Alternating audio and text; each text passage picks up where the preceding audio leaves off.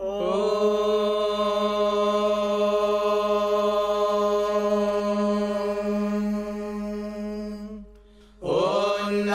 भगवते रुद्राय।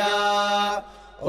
नमस्ते रुद्रमन्यव उतोत इषवे नमः। नमस्ते अस्तु धन्वने बाहुभ्यामुत ते नमः। यात इषुः शिवतमा शिवम् बभूव ते धनुः। शिवा शरव्या तवतया नो रुद्रमृडया। या ते रुद्रशिवा तनूरघोरा पापकाशिनी। तया नस्तनुवाशन्तमया गिरिशन्ताभिचाकशीः। यामिषुम् गिरिशन्तहस्ते बिभर्ष्यस्तवे। शिवाङ्गिरित्रताम् कुरु माहि गुंसीः पुरुषम् जगत्। शिवेन वचसा त्वा गिरिशाच्छावदामसि।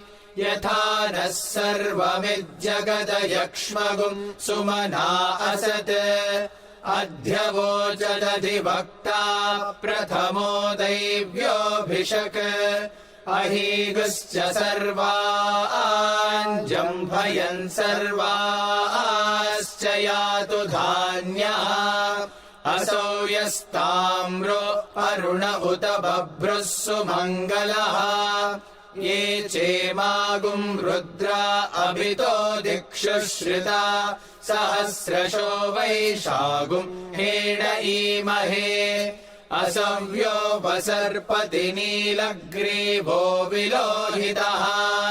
उतैनम् गोपा अदृशन्नदृशन्नुदहार्यः। उतैनम् विश्वा भूतानि सदृष्टो मृडयातिनः। नमो अस्तु नीलग्रीवाय सहस्राक्षाय मीढुषे। अथो ये अस्य सत्त्वानो हन्तेभ्यो करन्नमः। प्रमुञ्च धन्वनस्त्वमुभयोराग्नियोर्जाम्। याश्च ते हस्त इषवः पराता भगवो वपा। अवतत्यधनुस्त्वगुम् सहस्राक्षशतेषु धे। निशीर्य शल्याणाम् मुखा शिवो नः सुमना भवा। विज्यम् धनुः कपर्दिनो विशल्यो बाणवागुम् उता। अनेशन्नस्येषव आभुरस्य निषङ्गतिः। या देहेतिर्मीढुष्टमहस्ते बभूव ते धनुः। तयास्मान् विश्वतस्त्वमयक्ष्मया परिभुजा। नमस्ते अस्त्वायुधाय नादताय धृष्णवे। उभाभ्यामुत ते नमो बाहुभ्याम् तव धन्वने। परिते धन्वनो हेतिरस्मान् वृणक्तु विश्वतः। अथो य इषुधिस्तवारे अस्मन्निधेहितम्। नमस्ते अस्तु भगवन् विश्वेश्वराय महादेवाय त्र्यम्बकाय त्रिपुरान्तकाय त्रिकाग्निकालाय कालाग्निरुद्राय नीलकण्ठाय मृत्युञ्जयाय सर्वेश्वराय सदाशिवाय श्रीमन्महादेवाय नमः। नमो हिरण्यवाहवे सेनान्ये दिशाम् च पतये। नमो नमो वृक्षेभ्यो हरिकेशेभ्यः पशूनाम् पतये। नमो नमः सस्पिञ्जराय त्विषीमते पथीनाम् पतये। नमो नमो बभ्लुषाय व्याधिनेन्नानाम् पतये। नमो नमो हरिकेशायोपवीतिने पुष्टानाम् पतये। नमो नमो भवस्य हेत्यै जगताम् पतये। नमो नमो रुद्राय तथा विने क्षेत्राणाम् पतये नमो नमः सूताय हन्त्याय वनानाम् पतये नमो नमो रोहिताय स्थपतये वृक्षाणाम् पतये नमो नमो मन्त्रिणे वाणिजाय कक्षाणाम् पतये नमो नमो भुवन्तये वारिवस्कृताय औषधीनाम् पतये नमो नम उच्चैर्घोषाय क्रन्दयते पत्तीनाम् पतये नमो नमः कृत्स्नवीताय धावते सत्त्वनाम् पतये नमः नमः सहमानाय निव्याधिन आव्याधिनीनाम् पतये नमो नमः ककुभाय निषङ्गिणे सेनानाम् पतये नमो नमो निषङ्गिण इषुधिमते तस्कराणाम् पतये नमो नमो वञ्चते परिवञ्चते स्तायूनाम् पतये नमो नमो निचेरवे परिचरायारण्यानाम् पतये नमो नमः सृकाविभ्यो जिघागुंसद्भ्यो मुष्णताम् पतये नमो नमोऽसिमद्भ्यो नक्तञ्चरद्भ्यः प्रकृन्तानाम् पतये नमो नम उष्णीषिणे गिरिचराय कुलुञ्चानाम् पतये नमो नम इषुमद्भ्यो धन्वाविभ्यश्च वो नमो नम आतन्वानेभ्यः प्रतिदधानेभ्यश्च वो नमो नम आयच्छद्भ्यो विसृजद्भ्यश्च वो नमो नमोऽस्यद्भ्यो विद्यद्भ्यश्च वो नमो नम आसीनेभ्यः शयानेभ्यश्च वो नमो नमः स्वपद्भ्यो जाग्रद्भ्यश्च वो नमो नमस्तिष्ठद्भ्यो धावद्भ्यश्च वो नमो नमः सभाभ्यः सभापतिभ्यश्च वो नमो नमो अश्वेभ्योऽश्वपतिभ्यश्च वो नमः नम आव्याधिनीभ्यो विविध्यन्तेभ्यश्च वो नमो नम उगणाभ्यस्त्रिगुम् हतेभ्यश्च वो नमो नमो गृत्सेभ्यो गृत्सपतिभ्यश्च वो नमो नमो व्रातेभ्यो व्रातपतिभ्यश्च वो नमो नमो गणेभ्यो गणपतिभ्यश्च वो नमो नमो विरूपेभ्यो विश्वरूपेभ्यश्च वो नमो नमो महद्भ्यः क्षुल्लकेभ्यश्च वो नमो नमो रतिभ्यो रथेभ्यश्च वो नमो नमो रथेभ्यो रथपतिभ्यश्च वो नमो नमः सेनाभ्यः सेनानिभ्यश्च वो नमो नमः क्षत्रुभ्यः सङ्ग्रहीतृभ्यश्च वो नमो नमस्तक्षभ्यो रथकारेभ्यश्च वो नमो नमः कुलालेभ्यः कर्मारेभ्यश्च वो नमो नमः पुञ्जिष्टेभ्यो निषादेभ्यश्च वो नमो नम इषुकृद्भ्यो धन्वकृद्भ्यश्च वो नमो नमो मृगयुभ्यः श्वनिभ्यश्च वो नमो नमश्वभ्यः श्वपतिभ्यश्च वो नमः नमो भवाय च रुद्राय च नमः शर्वाय च पशुपतये च नमो नीलग्रीवाय च शितिकण्ठाय च नमः कपर्दिने च व्युक्तकेशाय च नमः सहस्राक्षाय च शतधन्वने च नमो गिरिशाय च शिपिविष्टाय च नमो मीढुष्टमाय चेषुमते च नमो ह्रस्वाय च वामनाय च नमो बृहते च वर्षीयसे च नमो वृद्धाय च संवृध्वने च नमो अग्र्याय च प्रथमाय च नमः आशवे चाजिराय च नमः शीघ्र्याय च शीघ्राय च नमः ऊर्म्याय चावस्वन्याय च नमः स्रोतस्याय च द्वीप्याय च नमो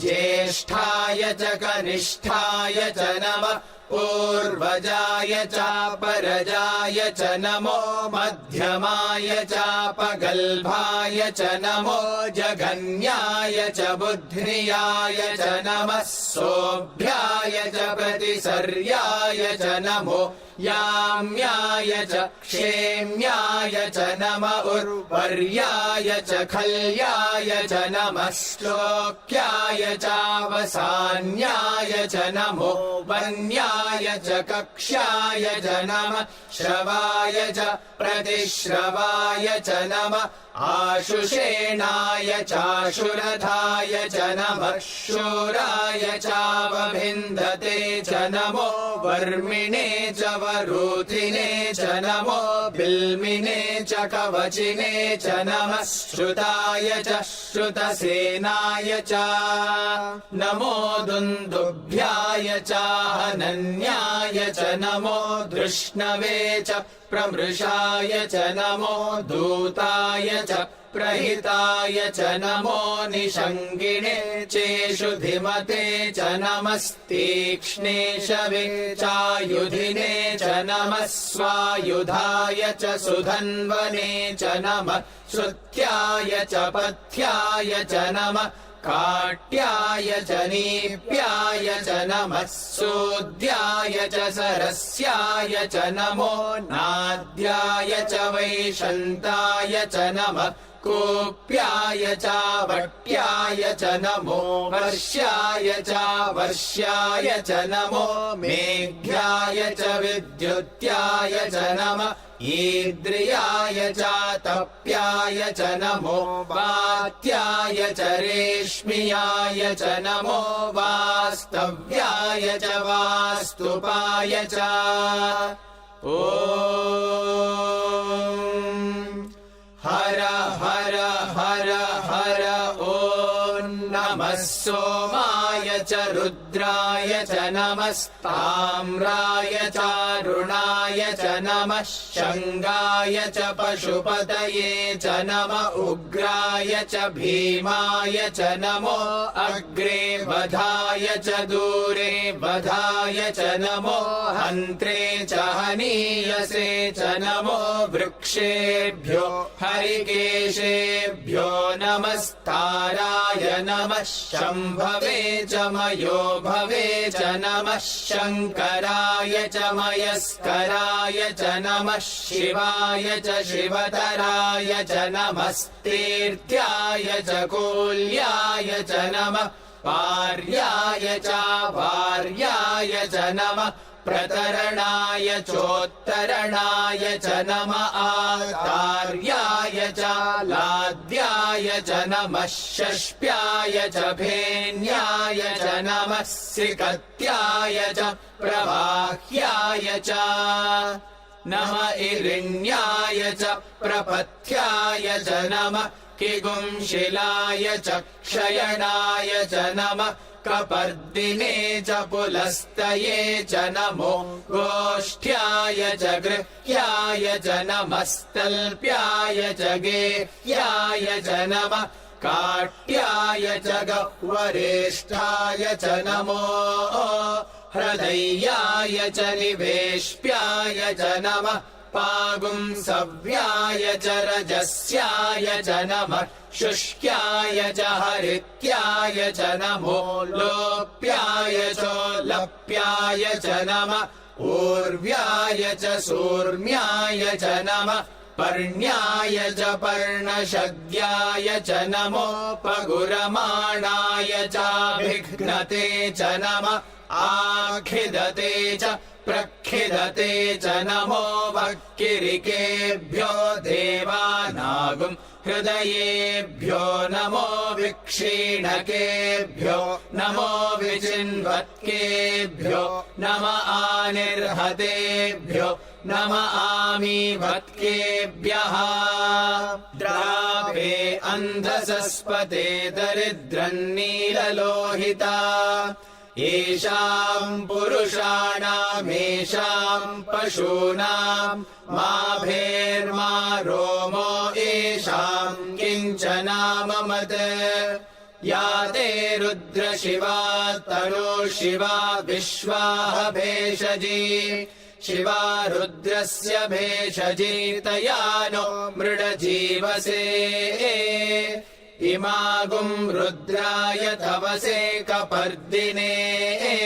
क्षयद्वीराय प्रभरामहे मतिम् यथा नः शमसद्विपदे चतुष्पदे विश्वम् पुष्टम् ग्रामे अस्मिन्ननातुरम्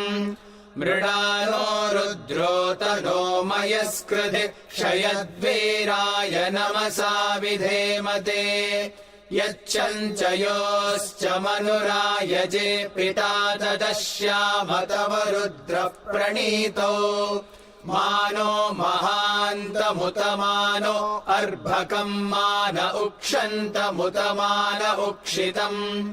मानो वधेः पितरम् मोत मातरम् प्रियामानस्तनुवो रुद्ररीरिषः मानस्तोकेतनये मान आयुषि मानो गोषु मानो अश्वेषु रीरिषः वीरान्मानो रुद्रभामितो वधीर्हविष्मन्तो नमसा विधेमते आरात्ते गोघ्न उत पूरुषग्ने क्षयद्वीराय सुम्नमस्मेते अस्तु रक्षा च नो अधि च देव ब्रूह्यधा च नः शर्म यच्च द्विबर्हाः सुहि श्रुतम् गर्तसदम् युवानम् मृगन्न भीममुपहत्नुमुग्रम् मृडाचरित्रे रुद्रस्तवानो अन्यन्ते अस्मन्निवपन्तु सेनाः परिणो रुद्रस्य हेतिर्वृणक्तु परित्वेषस्य दुर्मतिरघायोः अवस्थिरामघवद्भ्यस्तनुष्वमीढ्वस्तोकायतनयाय मृडया मीढुष्टमशिवतमशिवो नः सुमना भव परमे वृक्ष आयुधम् निधाय कृत्तिम् वसान आचर पिनाकम् बिभ्रदागहि विकिरित विलोहित नमस्ते अस्तु भगवः यास्ते सहस्रगुम् हेतयोऽन्यमस्मन्निवपन्तु ताः सहस्राणि सहस्रधा बाहुवोस्तव हेतयः तासामीशानो भगवः पराचीनामुखाकृधि सहस्राणि सहस्रशो ये रुद्रा अधिभूम्याम् एषागुम् सहस्रयोजने वधन्वानि तन्मसि अस्मिन्महत्यर्णवेऽन्तरिक्षे भवा अधि नीलग्रीवाशितिकण्ठाः शर्वा अधः क्षमाचराः नीलग्रीवाशितिकण्ठादिवगुम् रुद्रा उपश्रिताः ये वृक्षेषु सस्पिञ्जरा नीलग्रीवा विलोहिताः ये भूतानामधिपतयो विशिखासः कपर्दिनः ये अन्नेषु विविध्यन्ति पात्रेषु पिबतो जनान् ये पथाम् पतिरक्षय ऐलभृदायव्युधः ये तीर्थानि प्रचरन्ति शुकावन्तो निषङ्गिणः य एतावन्तश्च भूयागुंसश्च दिशो रुद्रावितस्थिरे तेषागुम् सहस्रयोजने वधन्वानि तन्मसि नमो रुद्रेभ्यो ये पृथिव्याम् येऽन्तरिक्षे ये दिवि ये तेषामन्नम् वातो वर्षमिषवस्तेभ्यो 10 प्राचीर्दश दक्षिणा 10 प्रतीचीर्दशोदीचीर्दशोर्ध्वास्तेभ्यो नमस्ते नो मृडयन्तु ते यम् विष्मो यश्च नो द्वेष्टितम् भोजम्भे दधामि त्र्यम्बकं यजामहे सुगन्धिम् पुष्टिवर्धनम् उर्वारुकमिव बन्धनान् मृत्योर्मुक्षीयमामृतात् यो रुद्रो अग्नौ यो अप्सु य ओषधीषु यो रुद्रो विश्वा भुवनाभिवेश तस्मै रुद्राय नमो अस्तु ये ते सहस्रमयुतम् पाशा मृत्यो मर्त्याय हन्तवे तान् यज्ञस्य मायया सर्वानवयजामहे मृत्यवे स्वाहा मृत्यवे स्वाहा प्राणानाम् ग्रन्थिरसि रुद्रो मा विशान्तकः तेनान्येनाप्यायस्व नमो रुद्राय विष्णवे मृत्युर्मे पाहि तमुष्टुहि यश्विषुः सुधन्वायो विश्वस्य क्षयति भेषजस्य यक्ष्वा महेशौ मनसाय रुद्रम् नमोभिर्देवमसुरन्दुवस्य अयम् मे हस्तो भगवानयम् मे भगवत्तरः अयम् मे विश्वभेषजो यगुम् शिवाभिमर्शनः ॐ शान्ति शान्ति शान्तिः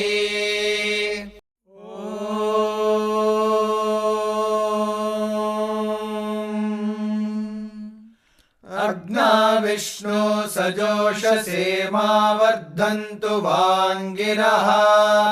द्युम्नैर्वाजेभिरागतम् वाजश्च मे प्रसवश्च मे प्रयतिश्च मे प्रसितिश्च मे धीतिश्च मे क्रतुश्च मे स्वरश्च मे श्लोकश्च मे श्रावश्च मे श्रुतिश्च मे ज्योतिश्च मे सुवश्च मे प्राणश्च मे अपानश्च मे व्यानश्च मे सुश्च मे चित्तम् च आधीतम् च मे वाक् च मे मनश्च मे चक्षुश्च मे श्रोत्रम् च मे दक्षश्च मे बलम् च ओजश्च मे सहश्च आयुश्च मे जरा च आत्मा च मे तनोश्च मे शर्म च मे वर्म च मेऽङ्गानि च मे स्थानि च मे परोगुंषि च मे शरीराणि च मे ज्येष्ठ्यम् च आधिपत्यम् च मे मन्युश्च मे भामश्च मे मश्च मेऽम्भश्च मे जेमा च मे महिमा च मे वरिमा च मे प्रतिमा च मे वर्ष्मा च मे द्राघुया च मे वृद्धम् च मे वृद्धिश्च मे सत्यम् च मे श्रद्धा च मे जगच्च मे धनम् च मे वचश्च मे त्विषिश्च मे क्रीडा च मे मोदश्च मे जातम् च मे जनिष्यमाणम् च मे सूक्तम् च मे सुकृतम् च मे वित्तम् च मे वेद्यम् च मे भूतम् च मे भविष्यच्च मे सुगम् च मे सुपथम् च मरुद्धम् च मरुद्धिश्च मे क्लृप्तम् च मे क्लृप्तिश्च मे मतिश्च मे सुमतिश्च मे क्षम् च मे मयश्च मे प्रियम् च मेऽनुकामश्च मे कामश्च मे सौमनसश्च मे भद्रम् च मे श्रेयश्च मे वस्यश्च मे यशश्च मे भगश्च मे द्रविणम् च मे यन्ता च मे धर्ता च मे क्षेमश्च मे धृतिश्च मे विश्वम् च मे महश्च मे संविच्च मे ज्ञात्रम् च मे सोश्च मे प्रसोश्च मे सीरम् च मे लयश्च मरुतम् च मे मृतम् च मे यक्ष्मम् च मे नामयच्च मे जीवातुश्च मे दीर्घायुत्वम् च मे नमित्रम् च मे भयम् च मे सुगम् च मे शयनम् च मे सूषा च मे सुदिनम् च मे ऊर्च मे सूनृता च मे पयश्च मे रसश्च मे घृतम् च मे मधु च मे सग्धिश्च मे सपेतिश्च मे कृषिश्च मे वृष्टिश्च मे जैत्रम् च औद्भिद्यम् च मे रयिश्च मे रायश्च मे पुष्टम् च मे पुष्टिश्च मे विभु च मे प्रभु च मे बहु च मे भूयश्च मे पूर्णम् च मे पूर्णतरम् च मे क्षितिश्च मे कूयवाश्च मे नम् च मे क्षुच्च मे व्रीहयश्च मे यवाश्च मे माशाश्च मे तिलाश्च मे मुद्गाश्च मे खल्वाश्च मे गोधूमाश्च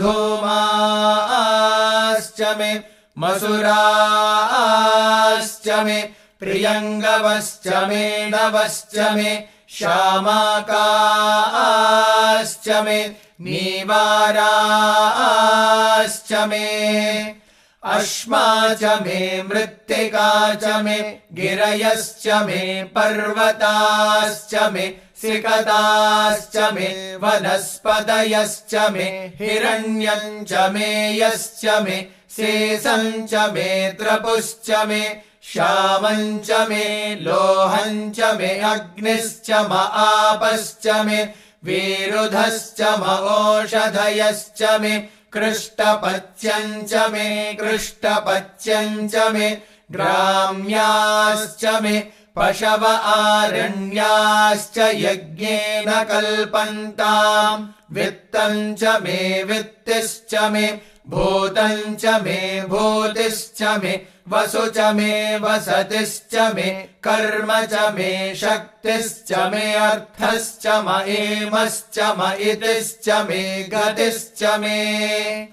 अग्निश्च म इन्द्रश्च मे सोमश्च म इन्द्रश्च मे सविता च म इन्द्रश्च मे सरस्वती च म इन्द्रश्च मे पूषा च म इन्द्रश्च मे बृहस्पतिश्च म इन्द्रश्च मे मित्रश्च म इन्द्रश्च मे वरुणश्च म इन्द्रश्च मे त्वष्टा च म इन्द्रश्च मे धाता च म इन्द्रश्च मे विष्णुश्च म इन्द्रश्च मेऽश्विनौ च म इन्द्रश्च मे मरुतश्च म इन्द्रश्च मे विश्वे च मे देवा इन्द्रश्च मे पृथिवी च म इन्द्रश्च मेऽन्तरिक्षम् च म इन्द्रश्च मे द्यौश्च म इन्द्रश्च मे दिशश्च म इन्द्रश्च मे मूर्धा च म इन्द्रश्च मे प्रजापतिश्च म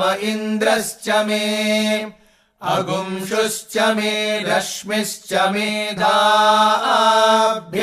मेऽधिपतिश्च म उपागुंसुश्च मे अन्तर्यामश्च म ऐन्द्रवायवश्च मे मैत्रावरुणश्च म आश्विनश्च मे प्रतिप्रस्थानश्च मे शुक्रश्च मे मन्थी च म आग्रयणश्च मे वैश्वदेवश्च मे ध्रुवश्च मे वैश्वानरश्च मरुतुग्रहाश्च